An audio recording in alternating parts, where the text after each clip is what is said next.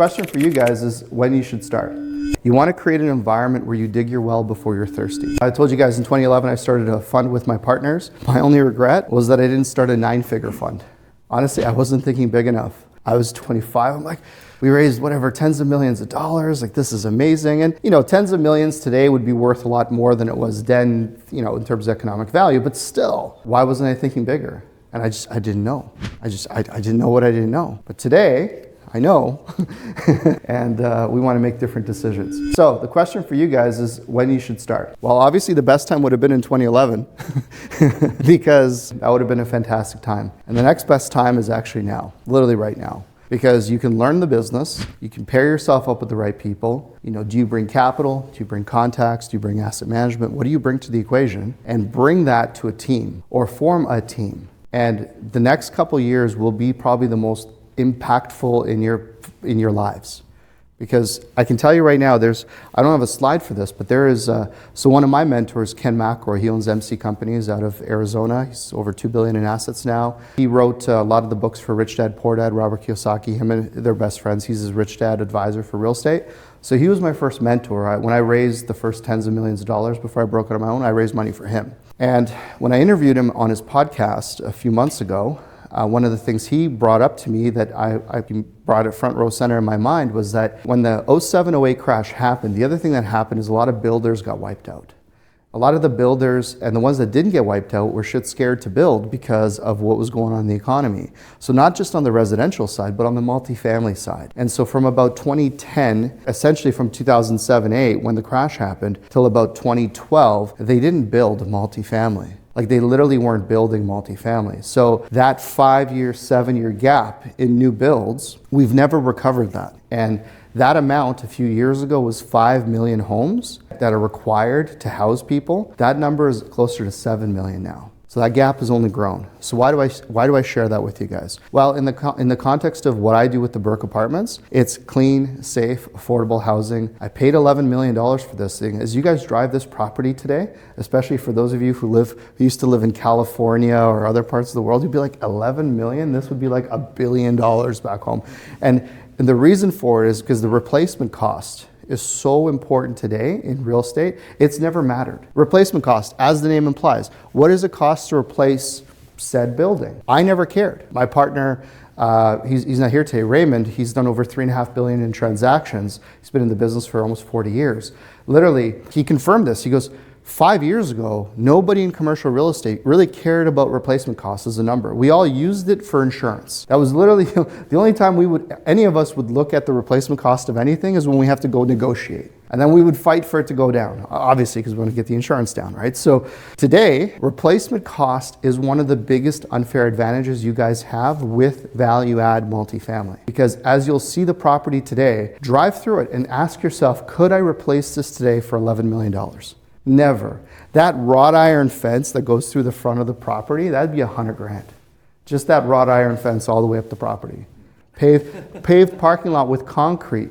They build highways out of this stuff. Don't do the stuff. Like, just when you walk the property, stone, concrete, glass, like all this stuff, like the replacement cost, because of inflation and COVID and what happened with money printing and all that stuff, replacement cost is a big deal today. So my thesis is this. You have a lot of these older properties, 80s.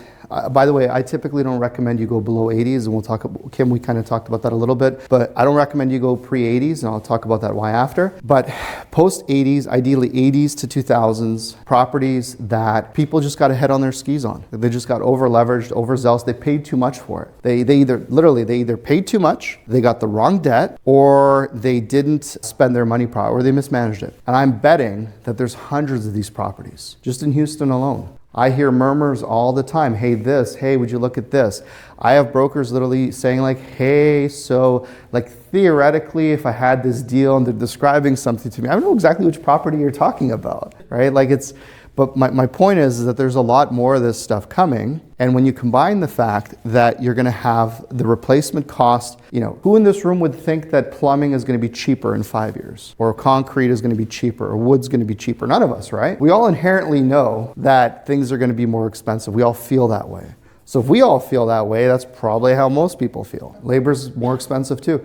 I mean, California just raised minimum wage to $25. They need a lot more automated McDonald's stands is what they're gonna get. They started, you guys seen this? They started experimenting with, you pull up to a McDonald's, it looks like it's a McDonald's, but it's like a mechanical factory. And AI talks to you. There's an AI that talks to you at the reception. At the order booth, right? There's no people there, and like a tray just comes out. Because who can afford to pay somebody $25 an hour and not charge? I went to Burger King on the drive home. I paid $12 for a Whopper. I mean, you remember Whoppers used to be 99 cents. Used to have the Whopper Wednesdays. I grew up on that shit. Like probably shows, but my point is that it's inconceivable. You go to Subway, it's a sub is $18. Like it's insane. So I don't think any of us believe things are going to get cheaper. And my whole point is, if things aren't going to get cheaper and they're going to keep getting more expensive, in the context of real estate, bricks and sticks and labor,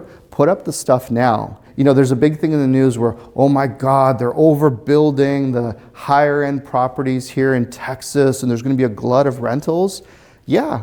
You think the builders are stupid? No, they know exactly what they're doing. They know that it's okay to overbuild because they know the population's coming here anyway, and they'd rather buy lumber at today's prices than what it's going to be in 24 months. They're not stupid. They'll deal with the vacancy for 6 or 12 months. Sure, why not? The thing is, it's there. I believe, especially because in our space, the stuff that we're buying, there's a lot of owners that overpaid, they were too aggressive, and they're going to have to sell, and we're going to want to work with the banks to help them out. That's going to be where we're going to be at in the next little bit. Now, an interesting thing about a recession, it feels like forever, but recessions only last for about 1.5 years on average. So if you look at all the last recessions, I forget which report I cited from this, but this looked at the last 100 years of all the different recessions that happened. And recessions are defined by 2 negative quarters back to back. So if you combine all the recessions that happened throughout the last 100 years, actually this excludes COVID.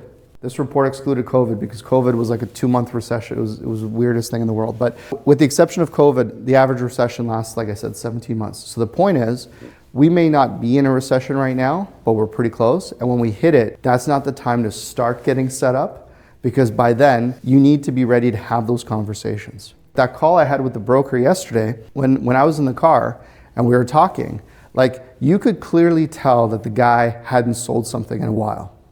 Blake, is that true? You could hear it in his voice, or you were in the car with us, right? You could hear it, right? Like he hadn't sold anything. But by the time he got off the phone with me, was I his best friend or what?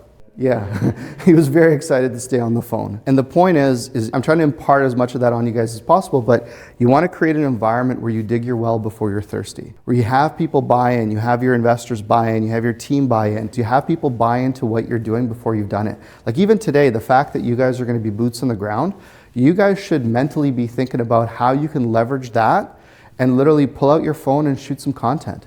Literally, no one's going to look at you funny. Actually, I might look at you funny if you don't. Like literally, take the phone, go wander off, talk for a few minutes, be like, hey, I'm on this property. The reason why I came down here is X, Y, Z. I'm not saying you have to go live on Instagram or any of this stuff, but just start filming this stuff. Start capturing it, because you want to capture people's attention that you're active, that you're doing stuff. Wherever you're investing, regardless of if you're doing it here, the fact that you're aware and in tune with what's going on, people are following you, and just because they're not liking all your stuff doesn't mean they're not watching it. Multifamily Canada versus US. When we think multifamily in Canada, we think this. When we think multifamily here, we think this. That's more to size. Now, so look, I'm not saying Canada's not a good place to do multifamily. The problem is it's small and it's hard to scale. And because our geography is so spread out, it is difficult to really build any critical mass anywhere. It's just tough. I mean, we have 40 some odd million people in a country the land size 1.5 times the United States. Texas has 30 million people in the size of Ontario, right? So just geographically speaking, like you just have so much more scale, so much more reduced risk because of that. Also, I made the joke earlier, what rhymes with Canada? Taxes. Unfortunately, that's true. We get taxed up the wazoo in Canada. Capital gains just went up to 2/3. You're welcome. Look, I'm a Canadian, I get it. And it's harder and harder. Now, the thing is, if you have a very long-term outlook and you're okay with investing in small markets and like secondary and tertiary markets, You can make money. You will make money. Real estate is forgiving. The challenge is, do you want to own 18 units 3 hours away from home and then another 17 units 6 hours that way? And because of those things cost more money. Your property management costs more money. Snow removal. You got all it really eats away at what we can do. And then there's really nothing we can do about that. Australia is just another version of Canada. I don't know who's big brother or little brother, but we're twins. Australia is the slightly more attractive younger brother to Canada. Let's say that. Whereas multifamily US, it's much more collaborative. And the biggest cultural difference between Americans and Canadians is Americans do collaborate, whereas Canadians do compete. And I don't know what that is in our culture, but it is much more of a competitive nature because I think things are smaller. So we tend to compete with each other. Whereas in the US, guys like Lionel might get together with Kim, with TJ and go, okay, cool. Hey, we want to do this thing, can we do it together? And then you collaborate. So I encourage you guys, especially my Canadians in the room, is to start to think of more of a collaborative nature, because if you're sitting there and you're thinking, well, how do I do another 12-plex? You're already mentally losing the game because you're immediately now thinking, you're trying to fit things into your existing capacity. And that's never worked out well for me.